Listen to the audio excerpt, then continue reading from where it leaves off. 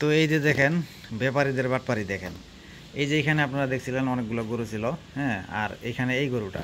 তো এই গরুটা আমি নিয়ে আসছি, কিনছি, কিন্তু আমার খরচ হয়েছে প্রায় 37,000, কিনা পড়ছে আমার 37,000 বাসায় আনা পর্যন্ত। তো এই গরুটার স্বাস্থ্য হয় নাই। আর এখানে একটা গরু আছে, এটা কিন্তু মোটামুটি ভালো স্বাস্থ্য হয়েছে। আর এখানকার গরুগুলো মোটামুটি ভালো স্বাস্থ্য ছিল, আর ওইগুলো আমি বিক্রি করে দিছি একই ব্যাপারীর কাছে, সবগুলো দামাদামি করে বিক্রি করে দিছি। আর এই যে এই গরুটা, হ্যাঁ, এই গরুটা 100 কম 35,000 টাকা দামাদামি করে ওদের কাছে দিয়ে দিছি। তো বাকি গরুগুলো তারা নিয়ে হাটের মধ্যে বিক্রি করতে পারছে, হ্যাঁ, ওগুলোতে লাভ হয়েছে ওদের।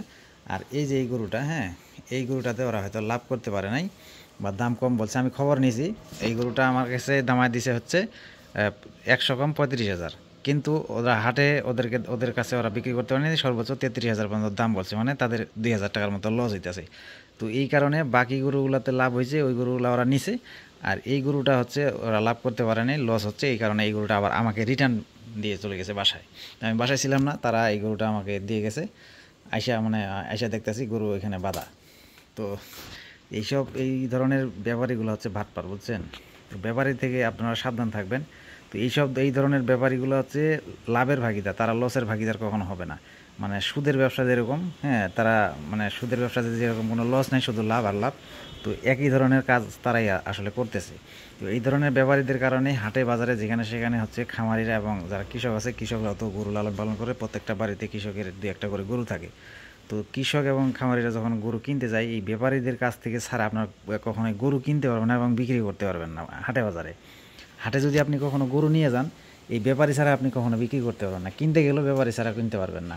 মানে পুরাটা হাটেই কোনো মানে যারা হচ্ছে মালিক আর কি, তাদেরকে কিন্তু পাওয়া যায় না।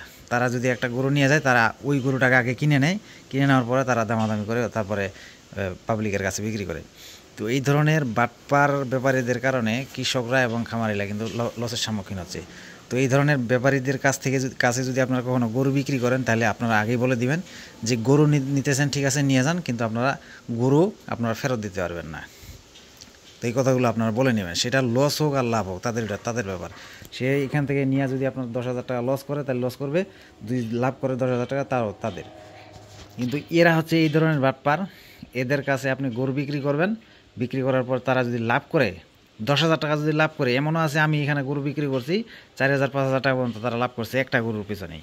কিন্তু এই গরুটা তারা এখন নিয়ে গেছে, এই গরুটাতে তাদের 2,000 টাকার মতো লস হচ্ছে, তাই তারা এই গরুটা নিবে না এখন। তো এই ধরনের বাটপার গরুর ব্যাপারীদের থেকে আপনারা সাবধান থাকবেন।